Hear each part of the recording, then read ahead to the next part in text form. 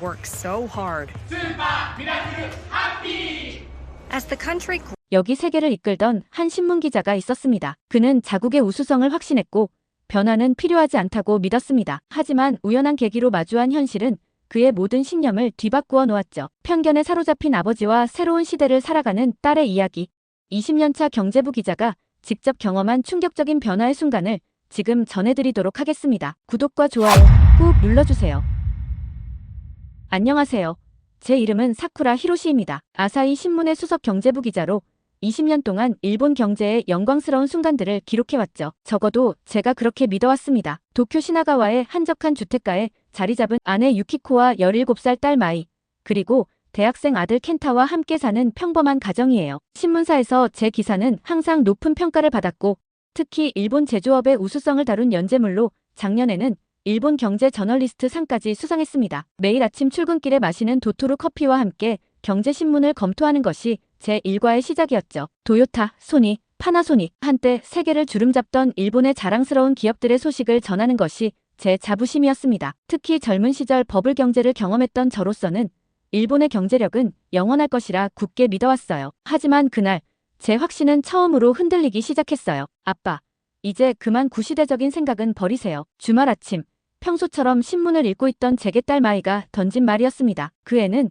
또다시 한국의 아이돌 뮤직비디오를 보고 있었죠. 마이, 아빠가 몇 번을 말했니? 공부에 방해되는 그런 것들 말고. 방해라뇨? 아빠야말로 언제까지 옛날 이야기만 하실 거예요? 제 친구들은 모두 한국 기업들이 만든 스마트폰을 쓰고 있다고요. 일본 제품은 아무도 관심도 없어요. 마이의 말에 순간 화가 치밀었습니다. 일본은 세계 3위의 경제대국이야. 너희가 모르는 아빠 세대가 자랑스러워하는 일본은 이제 없어요. 우리 세대는 달라요. 세상이 얼마나 빨리 변하고 있는지 아세요? 창 밖으로 들리는 소란스러운 소리에 고개를 돌렸더니 길 건너 카페에서 한국 아이돌 노래가 크게 흘러나오고 있었어요. 젊은이들로 가득한 그곳에서는 한국어 간판이 선명하게 빛나고 있었죠. 그날 오후 저는 평소와 달리 시부야 거리를 걸어보기로 했습니다. 20년 전만 해도 일본 젊은이들의 문화 중심지였던 이곳이 이제는 마치 서울의 한 거리를 옮겨놓은 듯한 모습이었어요. 한국 화장품 매장들이 즐비했고 식당가에는 한국식 치킨집과 떡볶이 가게들이 가득했습니다. 젊은 직원이 있는 편의점에 들러 물었죠. 요즘 젊은이들은 왜 그렇게 한국 문화에 열광하나요? 히로시 씨, 시대가 변했잖아요. 한국은 모든 게 스마트폰 하나로 해결되는데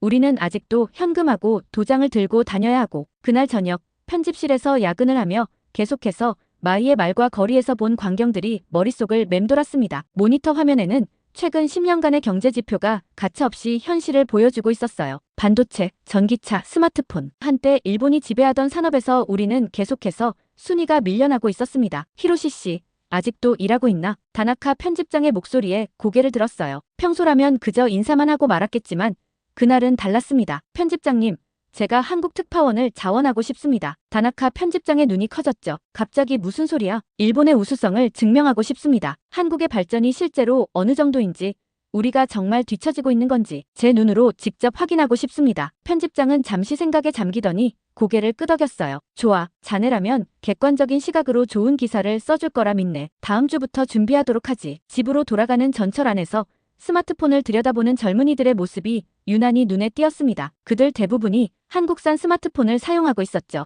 옆자리의 여학생들은 한국 드라마를 시청하고 있었고 맞은편의 회사원은 한국 게임을 즐기고 있었습니다. 한때 일본의 전자제품이 세계를 지배하던 시절이 있었는데 언제부터 이렇게 된 걸까요? 현관문을 열자 마이의 방에서 흘러나오는 한국 드라마 소리가 들렸어요. 평소 같았으면 문을 두드리고 공부하라고 했겠지만 그날은 그러지 않았습니다. 대신 제 서재에 들어가 노트북을 켜고 한국에 대한 자료를 찾아보기 시작했어요. 세계 최고 수준의 인터넷 속도, 세계 최초의 5G 상용화, 전자정부 평가 세계 1위. 숫자들이 제 고정관념을 조금씩 흔들어 놓기 시작했습니다. 특히 눈에 띈 것은 1인당 GDP 축이었어요. 머지않아 한국이 일본을 추월할 것이라는 전망에 가슴이 철렁 내려앉았습니다. 서재 벽에 걸린 20년 전 제가 받은 첫 기자상 상장을 바라보았습니다. 일본 경제의 미래를 밝히는 탁월한 통찰력이라고 쓰여 있었죠. 그때의 자신감은 어디로 갔을까요? 책상 위에는 아직 쓰지 않은 원고지가 놓여 있었습니다. 이제는 다른 이야기를 써야 할 때가 온 것 같아요. 취재 결정 후 일주일이 빠르게 지나갔습니다. 출국 전날 밤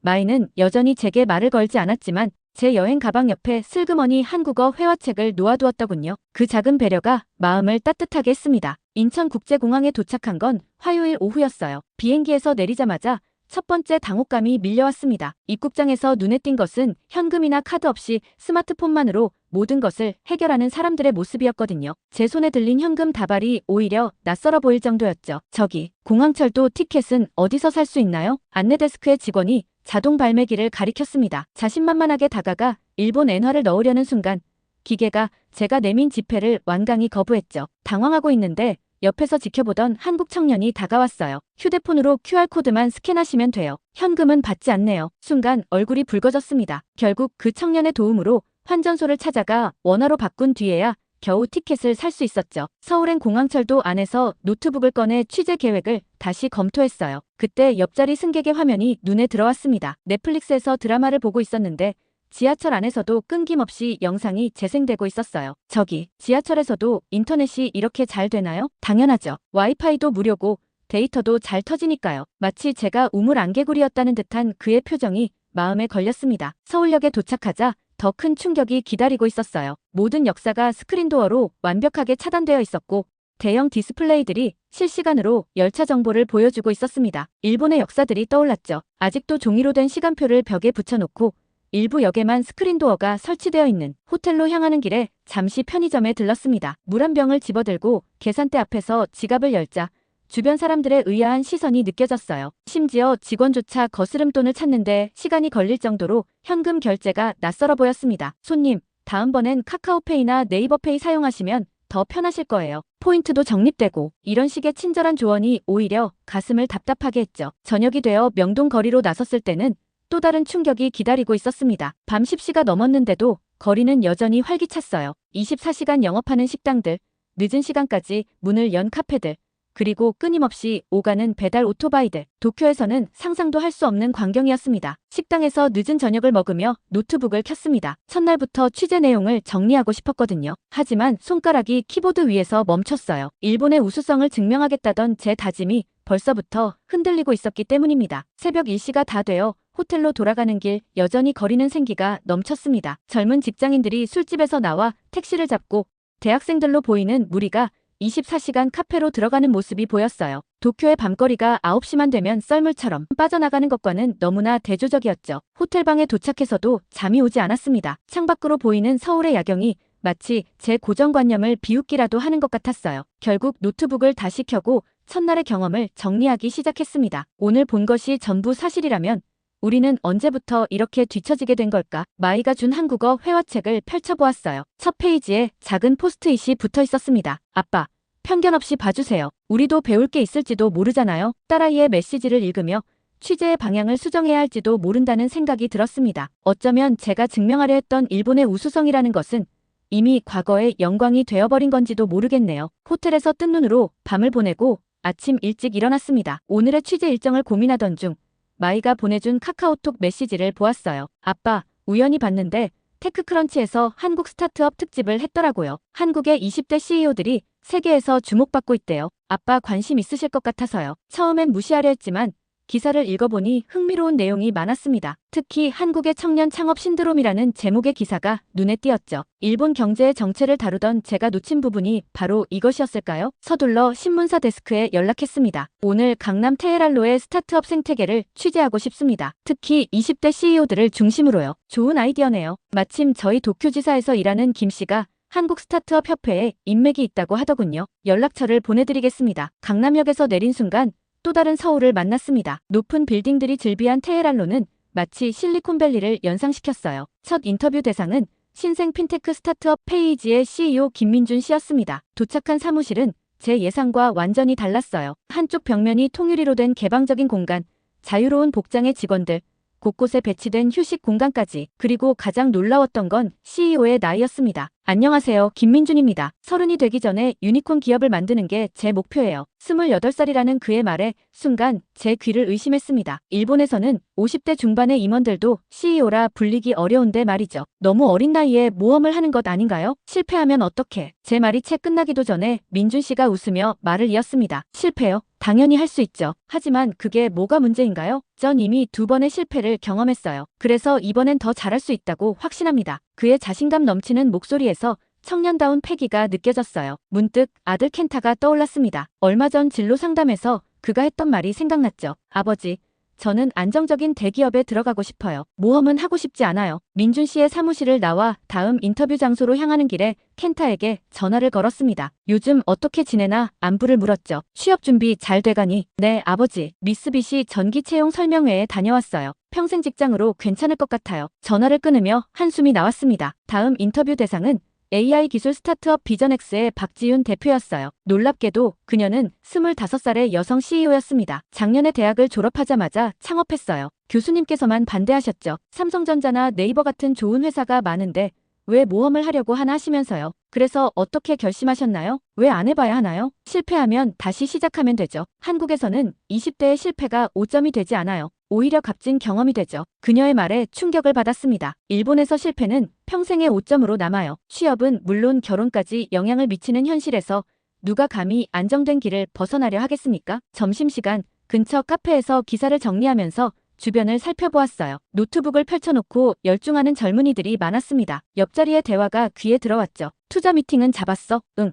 다음 주 화요일 네이버 벤처스랑 소프트뱅크 벤처스 둘 다. 일본의 소프트뱅크가 한국의 젊은 창업자들을 만난다. 씁쓸한 웃음이 났습니다. 오후에는 스타트업 지원센터를 방문했어요. 그곳에서 만난 정부 관계자의 설명이 인상적이었습니다. 청년 창업가에게 최대 1억 원의 지원금과 함께 사무공간, 멘토링까지 제공하고 있습니다. 실패해도 제도전 지원 프로그램이 있어요. 일본의 창업 지원은 어떻습니까? 복잡한 행정 절차와 보수적인 심사 기준으로 인해 실효성이 떨어졌죠. 게다가 한 번 실패한 사람에게는 두 번째 기회조차 주어지지 않아요. 저녁이 되어 호텔로 돌아가는 길, 스타트업 빌딩들의 불빛이 반짝였습니다. 작년 기준으로 이 지역에만 5,000개가 넘는 스타트업이 있다는 통계가 실감되는 순간이었어요. 방에 도착하자마자 아들에게 메시지를 보냈습니다. 켄타, 이번 주말에 시간 있니? 아빠가 본 것들을 이야기해주고 싶구나. 잠시 후 답장이 왔어요. 미안해요, 아버지. 이번 주말에는 취업 스터디 모임이 있어서. 메시지를 보며 깊은 한숨이 나왔습니다. 우리는 언제부터 도전하기를 두려워하게 된 걸까요? 창 밖으로 보이는 서울의 밤거리에는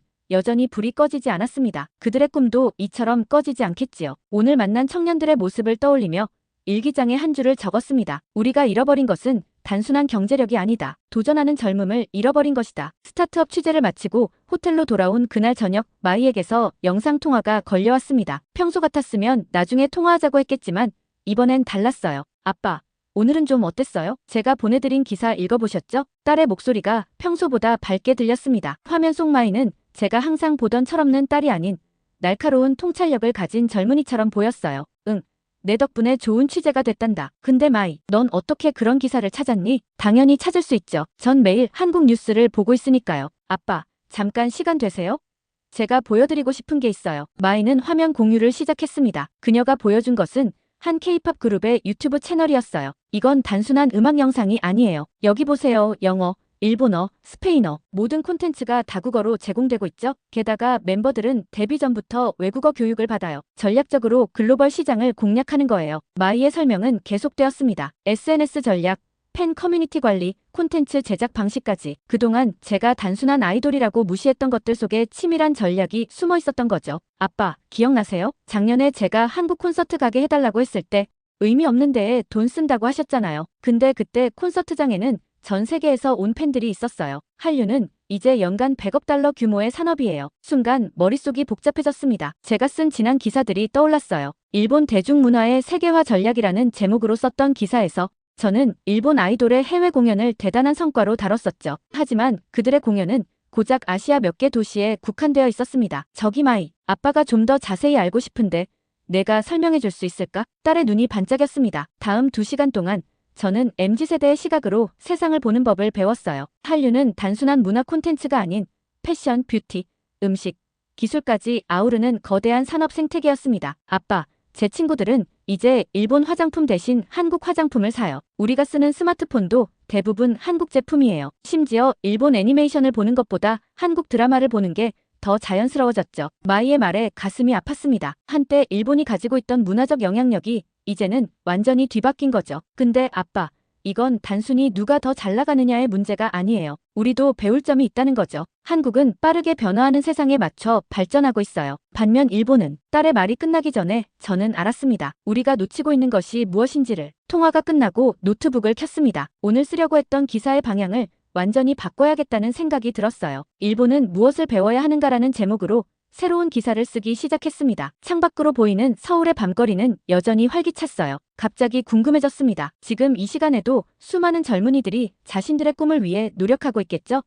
그들의 에너지가 전 세계로 뻗어나가는 동안 우리는 아직도 과거의 영광에 사로잡혀 있었던 건 아닐까요? 마이에게 메시지를 보냈습니다. 오늘 많이 배웠다. 주말에 돌아가면 내 이야기를 더 듣고 싶구나. 잠시 후 답장이 왔어요. 아빠 정말 달라지신 것 같아요. 기대할게요. 참. 다음 주에 한국에서 대규모 K-팝 행사가 열린대요. 취재해보시는 건 어떠세요? 통화를 끝내고 노트북에 메모를 시작했습니다. 마이와의 대화에서 얻은 통찰들이 물 흐르듯 써내려갔어요. 문득 작년 도쿄에서 있었던 일이 떠올랐습니다. 한 일본 아이돌 그룹의 미국 진출 기자 회견을 취재했을 때 그들은 여전히 CD 판매량을 강조했었죠. 디지털 시대의 구시대적인 전략을 고수하는 모습이 안타까웠어요. 호텔 창가에 서서 서울의 야경을 바라보며 생각에 잠겼습니다. 강남의 거리 곳곳에 설치된 대형 디스플레이에서는 K-팝 뮤직비디오가 끊임없이 재생되고 있었어요. 그 아래로 전 세계에서 온 관광객들이 셀카를 찍고 한국 화장품을 사들고 다니는 모습이 보였습니다. 스마트폰을 다시 들어 검색을 시작했어요. 한류의 경제적 효과에 대한 자료들이 쏟아져 나왔습니다. 예상을 뛰어넘는 숫자들이었죠. 화장품 수출액만 해도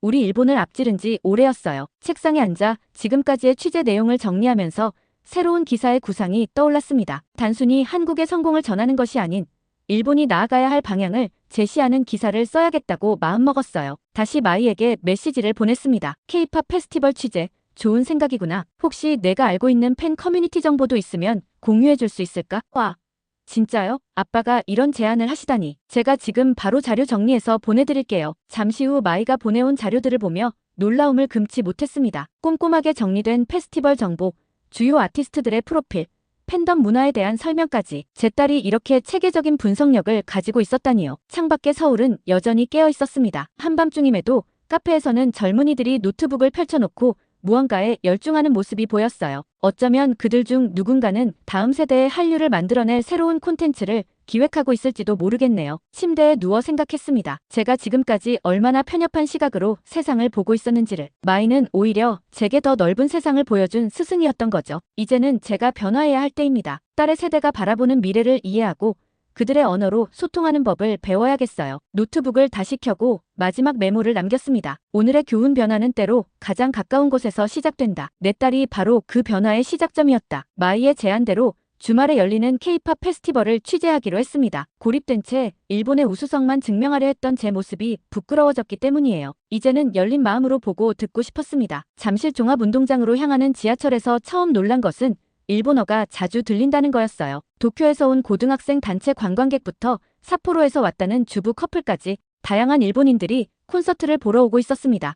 실례지만 콘서트 보러 오신 건가요? 용기를 내어 옆자리의 중년 여성에게 말을 걸었어요. 그녀는 밝게 웃으며 대답했습니다. 네, 벌써 세 번째예요. 작년부터 한국 아이돌에 빠져서 일본에서도 팬클럽 활동을 하고 있어요. 순간 당황스러웠습니다. 제 또래로 보이는 그녀가 아이돌 팬이라니요. 더구나 팬클럽 활동까지 한다니. 일본에서는 상상하기 어려운 일이었죠. 어떤 매력이 있길래. 아무래도 기자님이신가 보네요. 그녀가 웃으며 말했습니다. 저도 처음엔 의아했어요. 하지만 이건 단순한 아이돌 문화가 아니에요. 전 세계 팬들과 소통하고 다양한 문화를 경험하는 새로운 방식이죠. 일본은 너무 변화를 두려워하는 것 같아요. 그녀의 말이 가슴에 꽂혔습니다. 변화를 두려워하는 것, 그건 바로 제 모습이기도 했으니까요. 공연장에 도착하자 더 큰 충격이 기다리고 있었습니다. 입구에서 만난 일본인 회사원 그룹은 자신들이 하나네라는 모임을 만들었다고 했어요. 한국 문화를 사랑하는 직장인들의 모임이라고 합니다. 매주 한국어를 배우고 한국 드라마도 함께 봐요. 주말엔 한식을 만들어 먹기도 하고요. 처음엔 취미였는데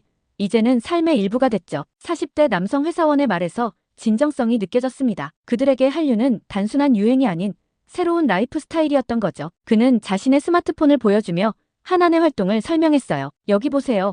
저희가 만든 앱이에요. 한국 문화를 공부하고 공유하는 플랫폼이죠. 벌써 회원이 3,000명이 넘어요. 도쿄, 오사카는 물론이고 후쿠오카, 삿포로에서도 활동하고 있답니다. 그의 설명을 들으며 문득 지난주 썼던 기사가 떠올랐어요. 일본의 커뮤니티 앱 시장이 정체되어 있다는 내용이었죠. 하지만 여기 제 앞에서 평범한 회사원들이 자발적으로 앱을 만들어 운영하고 있었습니다. 콘서트가 시작되고 저는 처음으로 K-팝 공연을 직접 목격했습니다.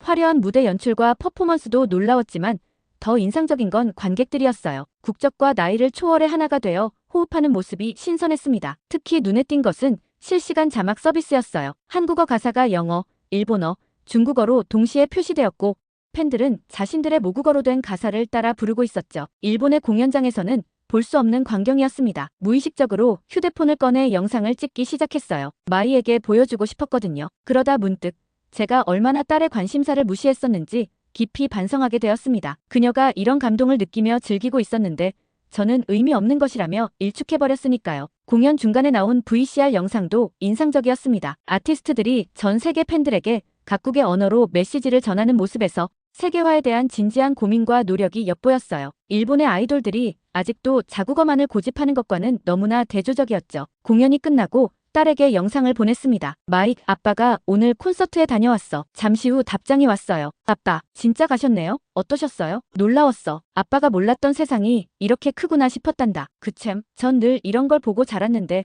아빠 세대는 이해하기 어려우셨죠? 처음으로 마이와 진정한 대화가 시작된 것 같았습니다. 메시지를 주고받으며 그동안 제가 얼마나 편협한 시각으로 세상을 바라보고 있었는지 깨닫게 되었어요. 호텔로 돌아오는 길에 들른 편의점에서 우연히 한국 음료수를 골랐어요. 계산대 앞에서 마이와 영상통화를 하며 어떤 맛인지 이야기를 나눴죠. 아빠, 그거 제가 제일 좋아하는 건데 어떠세요?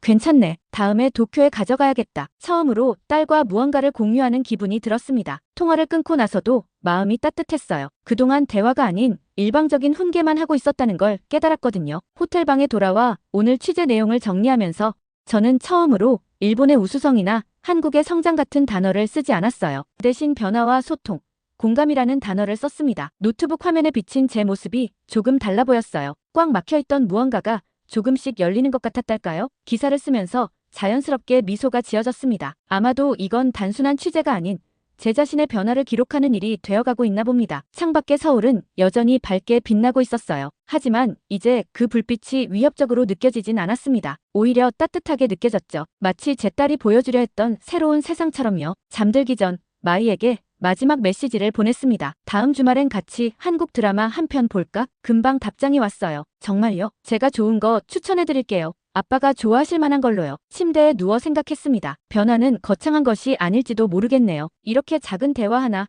작은 이해 하나가 모여 우리를 바꾸어가는 걸까요? 2주간의 한국 취재를 마치고 도쿄로 돌아왔습니다. 연재 기사의 첫 회가 실린 날, 평소와 달리 편집실이 조용했어요. 보통 같았으면 동료들의 격려나 비판이 있었을 텐데 이상할 정도로 반응이 없었죠. 사쿠라 선배, 기사 잘 봤습니다. 점심시간 신입 기자인 나카무라 군이 조심스럽게 다가왔어요. 그는 마이와 비슷한 또래였습니다.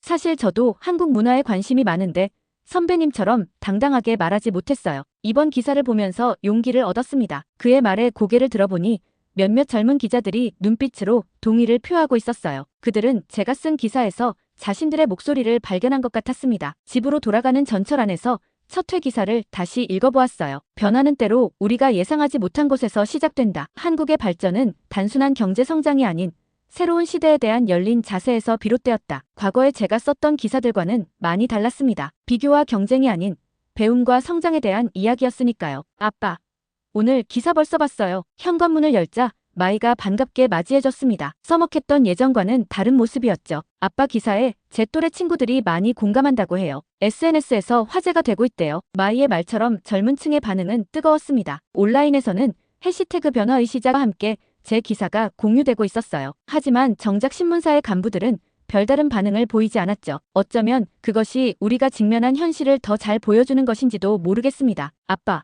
오늘 저녁에 같이 예능 볼래요? 아빠가 좋아하실 만한 프로그램이 있어요. 저녁 식사 후 처음으로 가족과 함께 한국 예능을 보기 시작했습니다. 처음에는 어색했지만 어느새 저도 모르게 웃고 있는 제 모습을 발견했어요. 여보, 많이 달라지셨네요. 아내 유키코가 차를 내오며 말했습니다. 그래요? 네. 예전에는 마이가 보는 프로그램을 못마땅해 하셨잖아요. 이제는 함께 웃으시고 표정도 한결 부드러워지셨어요. 아내의 말을 듣고 보니 정말 많은 것이 변했더군요. 한국 취재를 떠날 때만 해도 일본의 우수성을 증명하겠다는 거창한 목표가 있었습니다. 하지만 지금은 그저 딸과 함께 웃을 수 있다는 것만으로도 충분히 행복했어요. 연재 마지막 회의 원고를 쓰면서 처음으로 개인적인 이야기를 넣었습니다. 변화는 거창한 것이 아니었다. 내 안의 편견이 무너지는 순간 새로운 세상이 보이기 시작했다. 그리고 그 변화는 가장 가까운 곳, 바로 내 딸에게서 시작되었다. 아빠, 이번 주말에 하나네 모임이 있는데 같이 가보실래요? 마이의 제안에 고개를 끄덕였습니다. 이제는 더 이상 두렵지 않았어요. 변화는 이렇게 조금씩,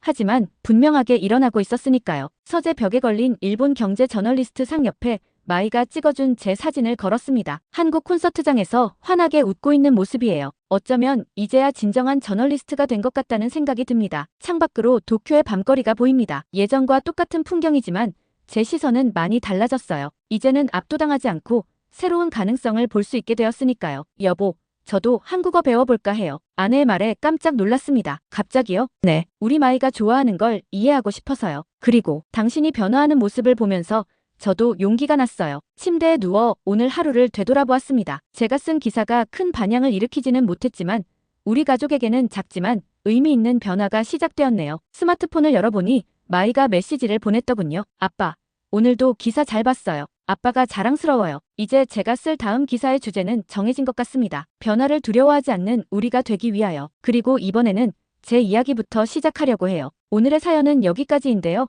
일본 아사히 신문의 사쿠라 히로시 기자님의 감동적인 사연 감사하며 앞으로도 응원하겠습니다. 구독과 좋아요 감사드리며 다음 영상으로 찾아뵙겠습니다. 충격을 받은 건 저뿐만이 아니었습니다. 전 세계를 놀라게 한 한국의 시위 문화는 지금 이 순간에도 깊은 감동을 주고 있습니다. K-팝과 K-드라마로 문화를 선도해온 한국이 이번에는 성숙한 민주주의와 놀라운 시민정신으로 전 세계에 새로운 이정표를 세운 것입니다. 그 누구도 예상하지 못했던 비상계엄 선포 속에서도 한국인들의 평화로운 대응은 세계의 새로운 희망이 되었습니다. 축제와도 같은 시위 문화, 서로를 배려하는 성숙한 시민의식은 이제 전 세계가 배워야 할 모델이 되었습니다. 저의 카메라에 담긴 그 순간들은 단순한 기록을 넘어 인류의 새로운 가능성을 보여주었습니다. 응원봉이 만드는 빛의 물결, K-팝 음악이 울려 퍼지는 거리, 서로를 보듬는 시민들의 모습, 이 모든 것이 새로운 민주주의의 표준이 되어가고 있습니다. CNN, BBC, 로이터 등 세계의 주요 언론들은 앞다투어 한국의 이야기를 전하고 있습니다. 시위가 평화로운 문화축제가 될 수 있다는 것, 저항이 반드시 폭력을 동반하지 않아도 된다는 것,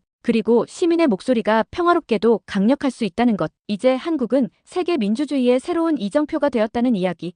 지금 바로 시작합니다. 구독과 좋아요 꾹 눌러주세요.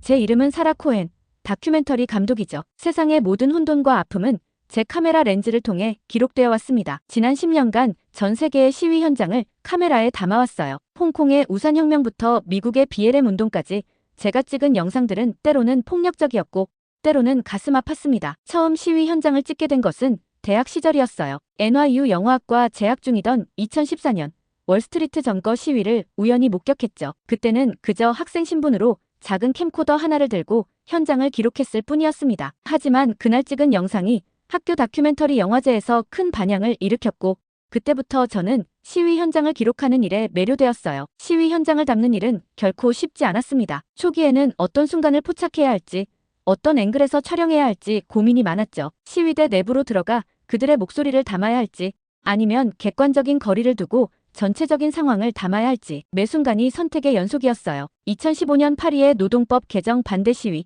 2019년 칠레의 민주화 시위, 2020년 미국 전역을 휩쓴 BLM 시위까지 제가 카메라에 담은 장면들은 대부분 폭력적이었습니다. 시위대와 경찰의 충돌, 화염병이 날아다니는 거리, 최루탄 연기로 가득한 광장. 그것이 제가 알던 시위의 모습이었죠. 사라, 너는 위험한 곳만 찾아다니는구나. 동료들은 늘 그렇게 말했어요. 실제로 저는 여러 번 위험한 상황을 겪었습니다. 홍콩에서는 최루탄에 맞아 병원에 실려가기도 했고 베네수엘라에서는 장비를 모두 빼앗긴 채 체포되기도 했죠. 하지만 그때마다 저는 생각했어요. 누군가는 이 현장을 기록해야 한다고요. 제 다큐멘터리는 점차 주목을 받기 시작했습니다. 거리의 분노라는 제 첫 장편 다큐멘터리는 여러 영화제에서 상을 받았고 CNN에서도 특집으로 다뤄주었죠. 하지만 솔직히 말하면 그때마다 제 마음 한켠에는 허전함이 있었어요. 제가 보여주는 것은 늘 분노와 폭력 그리고 혼돈뿐이었으니까요. 그러던 어느 날 제 인생을 바꾼 영상을 보게 되었습니다. 2016년 한국의 촛불 시위였어요. 처음에는 그저 지나가는 뉴스 영상 중 하나라고 생각했죠. 하지만 화면 속 광장은 제가 알던 시위 현장과는 완전히 달랐어요. 수많은 사람들이 촛불을 들고 평화롭게 모여 있었고 어린 아이부터 노인까지 마치 축제처럼 모여 있었습니다. 이게 정말 시위 현장이야? 처음에는 믿기 힘들었어요. 시위대와 경찰이 대치하는 모습도 폭력적인 장면도 없었거든요. 대신 질서정연하게 진행되는 집회, 서로를 배려하는 시민들의 모습, 그리고 무엇보다 놀라웠던 것은 시민들의 얼굴에 담긴 평화로운 미소였습니다. 그 영상을 본 후 저는 며칠 동안 잠을 이루지 못했어요. 지금까지 제가 기록해온 시위의 모습과 너무나 달랐기 때문이죠. 평화로운 시위, 축제 같은 민주주의. 그것은 마치 저에게 새로운 세계를 보여준 것 같았습니다. 더 놀라웠던 것은 그 시위의 결과였어요. 폭력 없이, 단 한 명의 희생자도 없이 시민들은 자신들의 목소리를 관철시켰습니다. 이것은 제가 전 세계의 시위 현장을 다니면서 단 한 번도 보지 못한 광경이었죠. 이걸 반드시 기록해야 해. 그렇게 결심했어요. 한국의 시위 문화는 세계가 주목해야 할 새로운 모델이었습니다. 폭력 없이도 혼란 없이도 시민들의 목소리를 전달할 수 있다는 것. 그것은 전 세계의 시위 문화에 새로운 방향을 제시할 수 있는 가능성이었죠. 다행히도 제 프로듀서도 이 아이디어에 흔쾌히 동의해 주었어요. 사라, 내가 지금까지 보여준 것과는 완전히 다른 이야기가 될 것 같아. 한번 도전해봐. 그의 말에 용기를 얻어 저는 본격적인 준비를 시작했습니다. 2024년 말 저는 올해 프로젝트들을 한 달여 일찍 마친 다음 한국행 비행기 표를 예매했습니다. 2016년 촛불 시위의 흔적을 찾아 그때의 시민들을 만나 이야기를 듣고 싶었어요. 어떻게 그런 평화로운 시위가 가능했는지, 한국의 시위 문화는 어떻게 발전해왔는지 그 모든 것을 카메라에 담고 싶었죠. 제가 기대했던 것은 과거의 기록이었습니다. 제가 알던 모든 것을 뒤흔들어 놓을 특별한 여정의 시작이었죠. 2024년 12월 3일 저는 설레는 마음으로 인천국제공항에 도착했습니다. 8년 전 그 감동적인 촛불 시위의 현장을 찾아오기까지 정말 오랜 시간이 걸렸네요. 원래는 내년 초에 올 계획이었지만 올해 프로젝트들이 예상보다 일찍 마무리되어 서둘러 한국행을 결정했어요. 공항에서 나오자마자 느껴지는 한국의 공기는 묘하게 달랐습니다. 제가 경험했던 어떤 나라와도 다른 질서정연하면서도 활기찬 분위기였죠. 심지어 입국 심사대에서도 공무원들의 친절한 미소를 볼 수 있었어요. 다른 나라였다면 상상하기 힘든 광경이었죠. 호텔로 가는 길에도 8년 전 그 촛불 시위의 장면들이 계속 떠올랐어요. 과연 그때의 시민들을 만나 이야기를 들을 수 있을까? 하는 기대감으로 가득했습니다. 택시 기사님과 이야기를 나누면서도 그때 이야기가 나왔죠. 아, 그때 저도 있었습니다. 온 가족이 함께 갔었죠. 기사님의 말씀에 더욱 기대가 커졌어요. 하지만 운명이란 건 참 아이러니하죠. 그날 밤 제 인생에서 가장 극적인 순간이 찾아왔으니까요. 호텔에 체크인하고 짐을 푸는 중이었어요. 한국의 지상파 방송을 보며 현지 분위기를 느끼고 있었죠. 그때였습니다. 갑자기 화면이 바뀌면서 비상계엄 선포라는 자막이 떴어요. 처음에는 제가 한국어를 잘 몰라서 오해한 줄 알았습니다. 아니, 어쩌면 피곤해서 환상을 보는 건가 싶기도 했어요. 하지만 이내 영어 자막이 나오면서 상황이 실감되기 시작했어요. 전국 비상계엄령 선포. 그 순간 제 손에 들고 있던 물병을 떨어뜨릴 뻔했죠. 이게 정말 현실이야? 저도 모르게 중얼거렸어요. 2016년에 그 평화로운 촛불 시위를 기록하러 왔는데 하필 제가 도착한 날 비상계엄이 선포되다니. 이런 우연이 있을 수 있나요? 마치 운명이 저를 이곳으로 이끈 것만 같았습니다. 순간 온몸에 전율이 흘렀습니다. 다큐멘터리 감독으로서 이것은 그야말로 운명적인 순간이었죠. 8년 전 그 감동적인 촛불 시위의 현장을 찾아왔다가 또 다른 역사적 순간과 마주치게 된 것이니까요. 이런 우연은 제 경력 전체를 통틀어 처음이었어요. 서둘러 카메라 장비를 챙겼습니다. 평소 습관대로 배터리는 이미 만충전 상태였고 메모리 카드도 충분했죠. 예비 배터리도 모두 충전해 두었고 렌즈도 상황별로 준비했어요. 하지만 이번에는 뭔가 달랐어요. 평소처럼 위험에 대비한 보호 장비를 준비하면서도 왠지 모르게 마음이 차분했습니다. 한국은 다를 거야. 그렇게 믿었어요. 8년 전 그 평화로운 시위를 보여준 나라니까. 이번에도 분명 다른 모습을 보여줄 거라고 생각했죠. 그동안 봐왔던 어떤 시위와도 다른 특별한 무언가가 있을 거라는 확신이 들었습니다. 호텔 로비로 내려가는 동안 이미 거리에서는 무언가 일어나고 있었습니다. SNS에는 실시간으로 상황이 공유되고 있었고 시민들이 하나둘 거리로 모여들기 시작했다는 소식이 전해졌어요. 특이한 점은 그 메시지들이 모두 차분하고 이성적이었다는 거예요. 폭력이나 혼란을 조장하는 글은 찾아볼 수 없었죠. 이건 내가 반드시 기록해야 할 순간이야. 그렇게 마음먹었습니다. 지금까지 전 세계의 수많은 시위 현장을 기록해왔지만 이번에는 뭔가 특별할 것 같은 예감이 들었어요. 그동안의 경험이 이 순간을 위한 것이었다는 느낌이 강하게 들었습니다. 밤거리로 나서면서 문득 깨달았습니다. 제가 그동안 찍어온 모든 다큐멘터리가 이 순간을 위한 준비였던 것 같았어요. 그동안의 경험이 이 순간을 더욱 특별하게 만들어줄 거라는 확신이 들었습니다. 거리에는 이미 사람들이 모여들기 시작했습니다. 하지만 놀랍게도 그들의 표정에서는 공포나 분노보다는 차분한 결의가 느껴졌어요. 카메라를 켜면서 생각했어요. 이제 시작이구나. 렌즈를 통해 보이는 광경은 마치 영화의 한 장면 같았습니다. 하지만 이것은 영화가 아닌 현실이었고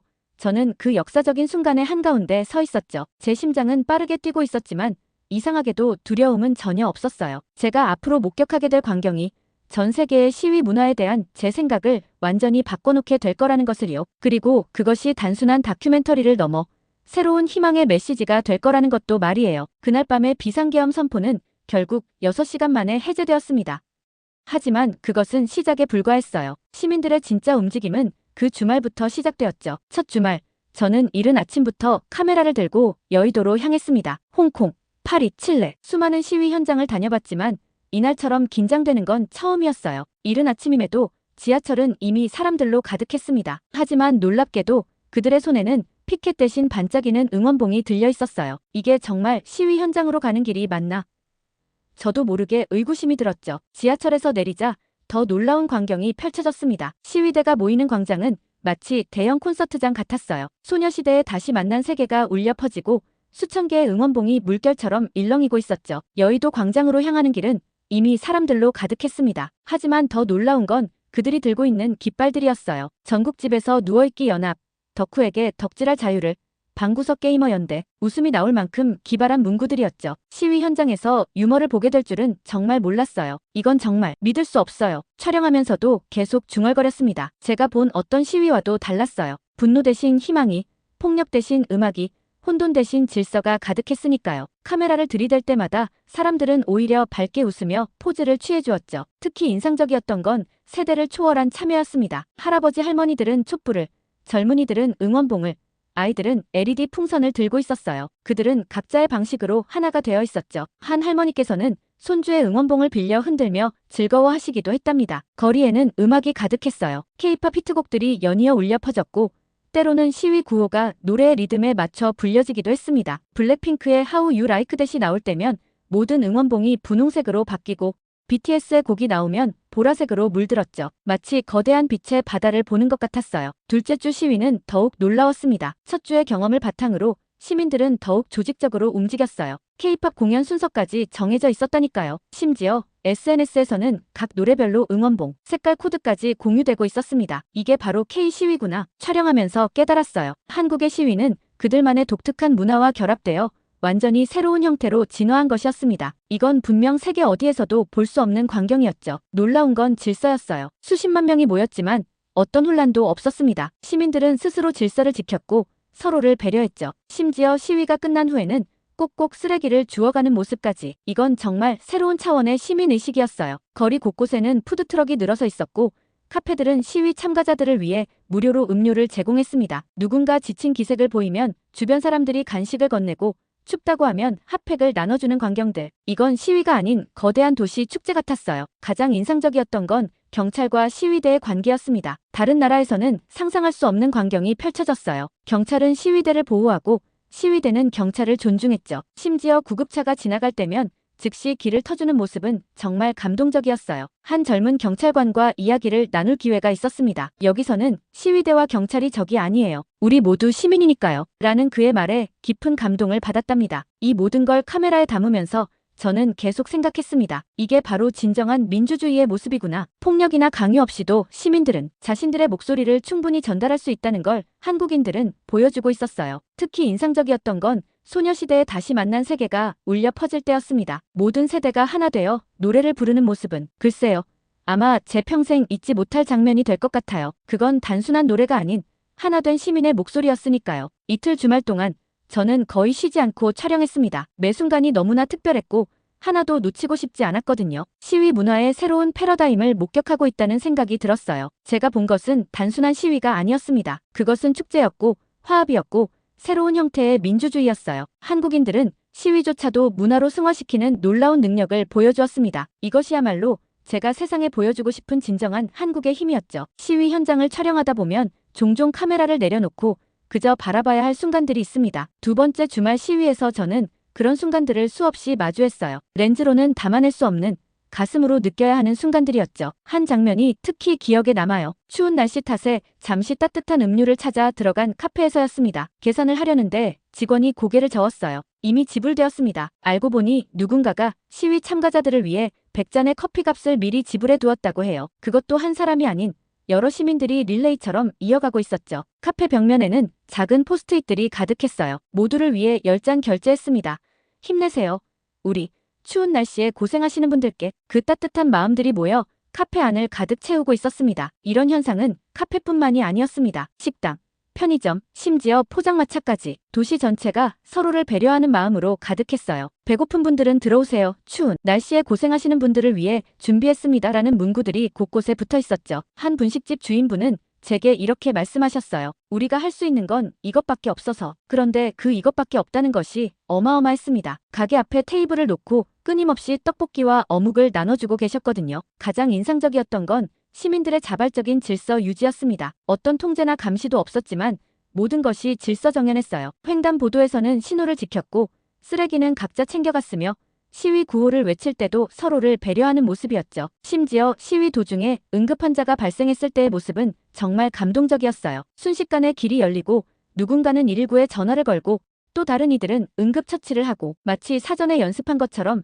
완벽한 대처가 이루어졌습니다. 한 번은 한 청년이 흥분해서 격한 구호를 외치려 하자 주변 시민들이 그를 진정시키는 모습을 보았어요. 폭력적인 언어 대신 우리는 평화롭게 이길 수 있어요 라고 말하며 그를 안아주더군요. 그 순간을 카메라에 담으면서 눈시울이 뜨거워졌답니다. 경찰과 시위대의 관계는 더욱 놀라웠어요. 다른 나라에서는 상상도 할 수 없는 광경들이 펼쳐졌죠. 시위대는 경찰에게 따뜻한 음료를 건네고 경찰은 시위대의 안전을 진심으로 걱정했습니다. 심지어 경찰들이 시위대의 구호에 미소 짓는 모습도 보였어요. 한 경찰관은 제게 이렇게 말했습니다. 저희도 시민의 한 사람입니다. 이분들의 안전을 지키는 것이 저희의 임무죠. 이런 생각이 바로 한국 시위 문화의 특별함을 만드는 것이 아닐까요? 특히 기억에 남는 건 한 어린 여경과 할머니의 모습이었습니다. 할머니께서 지쳐 보이자 여경이 자신의 의자를 내어주었고 할머니는 그 자리에서 도시락을 꺼내 여경과 함께 나눠 드시더군요. 그 장면은 제 다큐멘터리의 가장 소중한 순간 중 하나가 되었답니다. 거리에서는 작은 기적들이 계속해서 일어났어요. 누군가 쓰러질 것 같으면 즉시 주변 사람들이 부축했고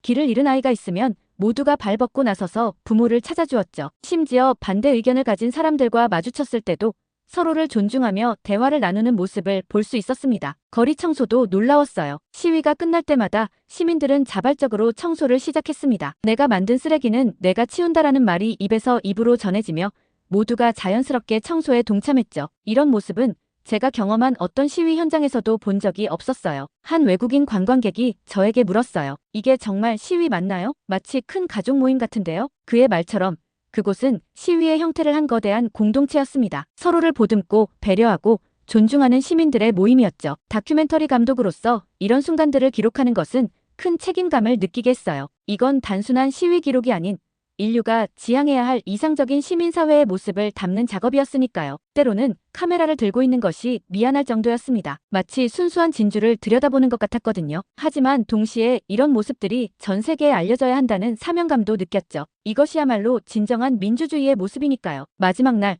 한 젊은이가 제게 말했습니다. 우리는 이런 게 당연하다고 생각했는데 세계가 신기해한다는 게 더 신기해요. 그의 말처럼 한국인들에게는 이런 성숙한 시민의식이 이미 일상이 되어 있었나 봅니다. 이틀간의 시위를 촬영하면서 저는 완전히 다른 세상을 보았습니다. 렌즈 너머로 보이는 것은 단순한 시위가 아닌 미래의 희망이었어요. 이것이 바로 제가 세상에 보여주고 싶은 진정한 한국의 힘이었습니다. 시위가 끝나고 호텔로 돌아와 촬영한 영상들을 살펴보기 시작했습니다. 편집실로 쓰기로 한 이 작은 공간에서 저는 밤새도록 영상을 돌려보았어요. 매 순간 새로운 감동이 밀려왔습니다. 처음에는 평소처럼 시위의 전개 과정을 시간순으로 정리하려 했어요. 하지만 곧 깨달았죠. 이건 기존의 다큐멘터리와는 전혀 다른 접근이 필요하다는 것을요. 시위의 과정을 기록하는 것보다 그 안에 담긴 한국만의 특별한 정신을 전달하는 게 더 중요했거든요. 영상 속에는 제가 미처 현장에서 발견하지 못했던 순간들도 가득했습니다. 응원봉 물결 사이로 스치듯 지나가는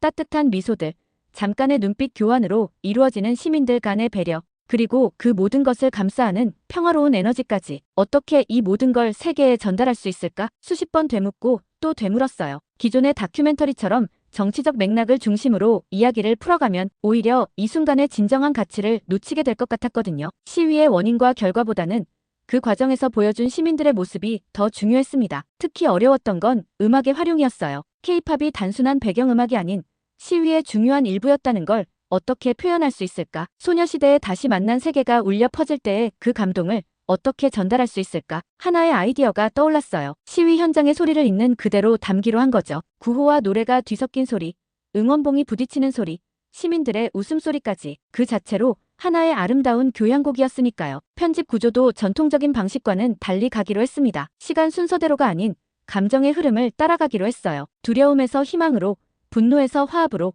개인에서 공동체로 마치 하나의 교향곡처럼 감정을 쌓아가는 거죠. 가장 고민했던 건 인터뷰 부분이었어요. 보통의 다큐멘터리라면 전문가들의 분석이나 정치인들의 발언을 담았겠지만 이번에는 달랐습니다. 평범한 시민들의 이야기가 더 중요했어요. 카페 주인, 경찰관, 학생, 할머니, 그들 각자의 시선에서 바라본 이야기들이 오히려 더 진실에 가까웠으니까요. 밤이 깊어갈수록 더 선명해졌습니다. 이건 단순한 시위 기록 다큐멘터리가 아니에요. 이건 민주주의의 새로운 가능성을 보여주는 작품이 되어야 했죠. 폭력 없이도, 분열 없이도 우리가 하나가 될 수 있다는 걸 보여주는, 특히 인상 깊었던 건 세대 간의 조화였어요. 젊은이들의 K-팝 문화와 기성세대의 전통적인 시위 문화가 어우러지는 모습. 이건 단순한 세대 갈등 극복이 아닌 새로운 문화 창조의 순간이었죠. 편집실에서 밤을 지새우며 저는 계속해서 스스로에게 물었습니다. 이게 정말 현실이었나?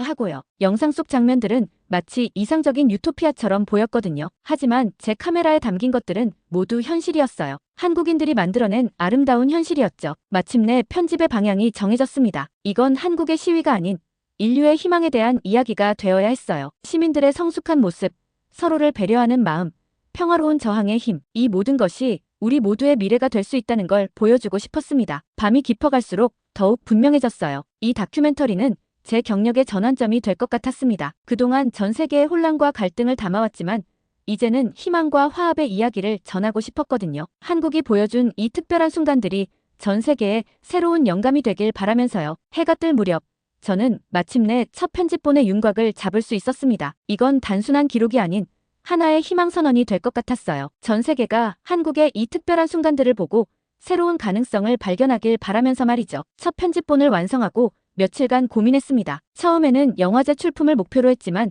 이 이야기는 더 빨리, 더 많은 사람들에게 전해져야 할 것 같았어요. 그래서 15분 분량의 축약본을 만들어 유튜브에 올리기로 결정했습니다. 올린 영상은 예상을 뛰어넘는 반응을 얻었어요. 첫날 조회수가 30만을 넘었고 일주일 만에 100만을 돌파했습니다. 특히 댓글들이 인상적이었죠. 이게 정말 시위 맞나요? 마치 평화로운 축제 같아요. 한국인들의 성숙한 시민의식에 감동받았습니다. 우리나라도 이런 시위가 가능할까요? 놀라웠던 건 해시태그 코리안 웨이브 데모크라시가 전 세계적으로 퍼져나가기 시작했다는 거예요. K-팝, K-드라마에 이어 이제는 K-데모크라시라는 말까지 생겨났죠. 특히 민주주의를 갈망하는 국가들의 젊은이들 사이에서 큰 반향을 일으켰습니다. CNN, BBC, 엘저지러 등 주요 언론들이 연달아 보도를 시작했어요. 처음에는 제 영상을 인용하는 수준이었지만 곧 그들만의 특집 기사를 준비하기 시작했죠. 한국의 시위는 어떻게 축제가 되었나? K-디마크러시의 비밀 같은 제목들이 연일 헤드라인을 장식했습니다. 가장 큰 반응을 얻은 건 다시 만난 세계 장면이었어요. 수만 명의 시민들이 하나 되어 노래를 부르는 그 순간, 그 영상은 SNS에서 독자적인 생명력을 가지고 퍼져나갔습니다. 심지어 몇몇 나라에서는 시위할 때 이 노래를 부르기 시작했다는 소식도 들려왔죠. 예상치 못한 제안들도 쏟아졌습니다. HBO에서는 5부작 시리즈 제작을 제안했고 BBC에서는 글로벌 민주주의의 미래에 대한 특별 다큐멘터리 시리즈를 함께 만들자고 했어요. 넷플릭스에서도 연락이 왔습니다. 세계 각국의 시민단체들도 연락을 취해왔어요. 그들은 한국의 시위 문화를 자세히 알고 싶어 했고 이를 자신들의 활동에 적용하고 싶어 했죠. 홍콩, 태국, 미얀마, 심지어 유럽과 남미의 단체들까지도요. 처음에는 이런 관심이 기뻤습니다. 하지만 곧 큰 부담감이 밀려왔어요. 이건 단순한 다큐멘터리가 아니었으니까요. 한 나라의 민주주의의 정신, 시민의식, 문화적 성숙도, 이 모든 것을 올바르게 전달해야 한다는 책임감이 무거웠습니다. 특히 걱정됐던 건 이것이 또 하나의 소비될 콘텐츠가 되는 것이었어요. 한국의 시위 문화는 오랜 시간 동안 축적된 시민의식과 민주주의의 정신의 결과물이었습니다. 이것을 단순히 멋있는 구경거리로 만들고 싶지 않았어요. 그래서 새로운 결정을 내렸습니다. 더 깊이 있는 후속 다큐멘터리를 만들기로 한 거예요. 한국 민주주의의 역사, 시민운동의 발전 과정, 그리고 이번 시위에서 보여준 성숙한 시민의식이 만들어지기까지의 과정을 담아내기로 했죠. 지금도 매일 수십 통의 이메일이 옵니다. 전 세계의 시민들이 한국의 이야기를 더 알고 싶어하고 그들의 나라에도 이런 변화가 가능할지 묻고 있어요. 그때마다 저는 생각합니다. 제가 본 것은 단순한 시위가 아닌 미래의 희망이었다고요. 이제 저는 더 큰 책임감을 가지고 이 이야기를 전하려 합니다. 한국이 보여준 평화로운 저항, 성숙한 시민의식, 그리고 새로운 형태의 민주주의, 이것들이 전 세계에 영감이 되길 바라면서요. 그리고 이것이 제 삶의 가장 중요한 작업이 될 것 같다는 예감이 듭니다. 지난 몇 주간의 경험은 제 인생의 모든 것을 바꾸어 놓았습니다. 10년 넘게 전 세계의 시위 현장을 기록해온 저였지만 한국에서 목격한 것들은 제가 알던 모든 것을 새롭게 정의하게 만들었어요. 그동안 저는 시위란 필연적으로 폭력과 혼돈을 동반한다고 생각했습니다. 그게 제가 경험한 현실이었으니까요. 하지만 한국은 완전히 다른 현실을 보여주었어요. 폭력 없이도, 아니 오히려 폭력이 없기에 더욱 강력한 시민의 목소리를 낼 수 있다는 것을 말이죠. 특히 놀라웠던 건 문화와 정치의 결합이었습니다. K-팝, 응원봉, 축제, 이런 것들이 정치적 메시지를 전달하는 도구가 될 수 있다니, 이건 정말 혁명적인 발견이었어요. 시위가 두려움과 분노의 표현이 아닌 희망과 화합의 축제가 될 수 있다는 것을 한국인들은 보여주었습니다. 그래서 결심했어요. 이곳 한국에 머물면서 더 깊이 있는 작업을 하기로요. 단순히 이번 시위만이 아닌 한국의 민주주의가 어떻게 이토록 성숙할 수 있었는지 그 과정을 추적하는 새로운 다큐멘터리를 만들고 싶었습니다. 이미 많은 분들을 만나기 시작했어요. 80년대 민주화 운동가부터 최근의 청년 활동가들까지 그들의 이야기를 들으며 깨달았습니다. 한국의 시위 문화는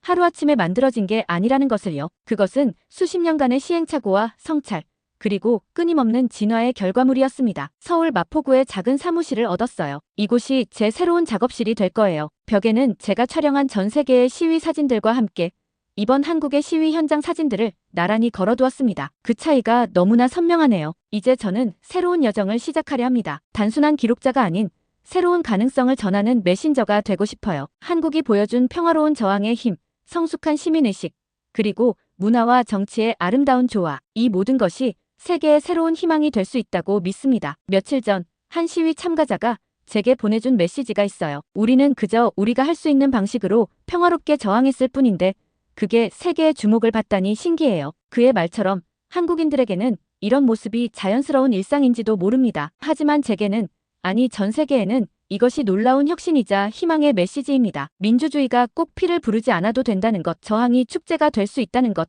그리고 시민의 목소리가 평화롭게도 강력할 수 있다는 것, 이런 깨달음을 전하는 것이 제 새로운 사명이 될 것 같네요. 이제 저는 더 이상 외국인 다큐멘터리 감독이 아닌 한국의 이야기를 전하는 사람으로 살아가려 합니다. 그리고 믿습니다. 언젠가 전 세계의 거리에서 평화로운 축제 같은 시위가 펼쳐질 그날을, 한국이 보여준 것처럼 말이에요. 오늘의 사연은 여기까지인데요. 사라 코엔 다큐멘터리 감독님의 감동적인 사연 감사하며 앞으로도 응원하겠습니다. 구독과 좋아요 감사드리며 다음 영상으로 찾아뵙겠습니다.